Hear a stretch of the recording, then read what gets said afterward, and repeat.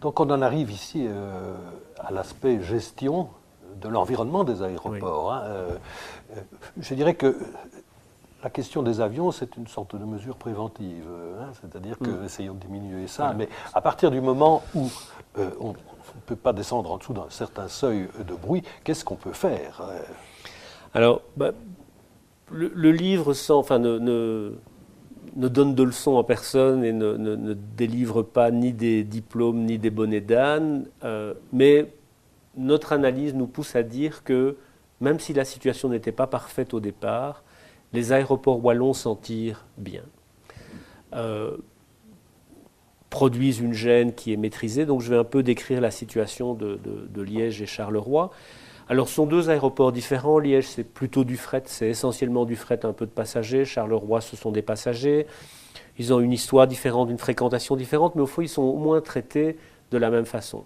Ce sont deux aéroports qui n'ont qu'une piste, qui sont situés relativement près d'une grande ville, Liège et Charleroi, mais qui sont sous la tutelle d'un seul pouvoir, qui est le pouvoir du gouvernement wallon.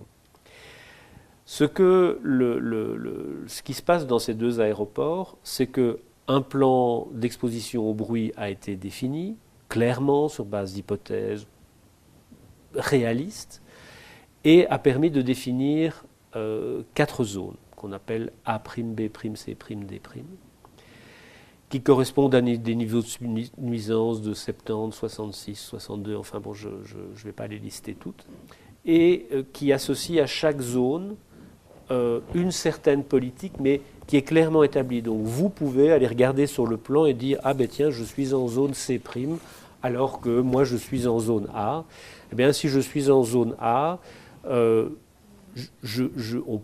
peux être exproprié, je peux revendre mon bien dans des conditions économiquement favorables, en tout cas correctes, ou je peux demander l'isolation de mon bâtiment avec une obligation de résultat, ou bien je peux obtenir, si je suis dans une autre zone, une prime au déménagement si je suis locataire, ou je peux obtenir l'isolation, un certain budget pour isoler mon bâtiment. Mais en tout cas, les conditions sont très claires et il y a une sorte de droit d'appel.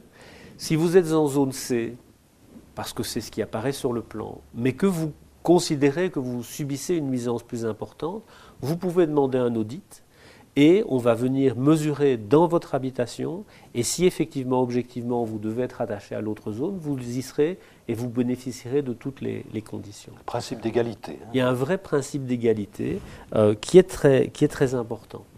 Donc vous avez à Liège et à Charleroi une politique que je résume dans le chapitre qui leur est consacré par la règle des 5 C. D'abord, il y a une concentration des vols. Les trajectoires sont contrôlées. On essaye, par cette concentration des trajectoires, de minimiser le nombre de personnes qui subissent une nuisance importante. Ça se mesure par ce qu'on appelle l'empreinte au sol. Vous voyez, c'est une zone sur la carte à l'intérieur de laquelle les gens subissent une nuisance déterminée. On essaye de minimiser cette surface. Donc, concentration des vols.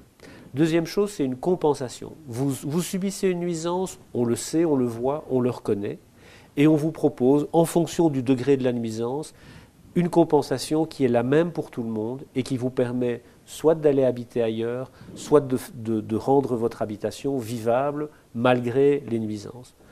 Je ne dis pas que je voudrais vivre en zone A', je dis que les gens qui vivent en zone A' subissent un dol qui est reconnu, mesuré et pour lequel une compensation claire, transparente et identique pour tout le monde est présente. La troisième dimension qui est relativement efficace dans les aéroports wallons, c'est la communication. De nouveau, il y a plusieurs sites internet de la SOAR, les aéroports ont leur propre site, mais avec un contenu constant. On communique vers la population, on leur dit quelles sont les règles. Donc cet aspect communication est central. Il y a un contrôle des trajectoires, comme je disais, pour éviter que le choix d'un pilote de changer de trajectoire ne mette à mal finalement toute cette politique.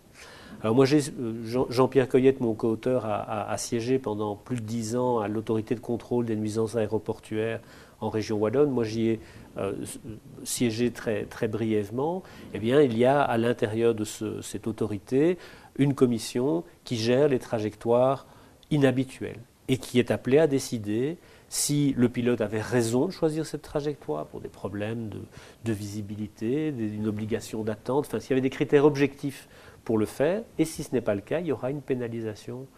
Donc tout ça, c'est important. Oui, il faut tout de même noter que ce n'est pas cette agence indépendante de contrôle des nuisances sonores du côté wallon qui inflige la pénalité. Non, non, tout à fait. Alors, et ce qui est important à signaler aussi, c'est que du côté ministériel, on n'a pas vraiment mis en œuvre ce qui permet vous avez raison, de faire fonctionner ces pénalités. Vous avez raison, il y a eu des couacs et une certaine paresse, je dirais, législative, qui a fait que le règlement qui permet d'imposer les sanctions fait que ces sanctions ne sont pas imposées, mais pour avoir vu les chiffres, en fait, ces trajectoires inhabituelles ne représentent que 1% ou 2% des trajectoires. Et donc, heureusement quelque part, la peur du gendarme a fonctionné et les trajectoires sont suivies. Ceux qui ne jouent pas le jeu, pour l'instant, ne peuvent pas être légalement pénalisés. Donc, vous avez raison, c'est une petite incongruité. Mais le dernier, oui, c'est donc j'ai dit point, concentration, compensation, communication et contrôle. Le dernier, c'est la continuité. On a, à peu de choses près, la même politique qui est suivie depuis longtemps. Les gens la connaissent, les gens y sont habitués. Et autour de Charleroi, chacun sait qui habite en zone A, B, C, D.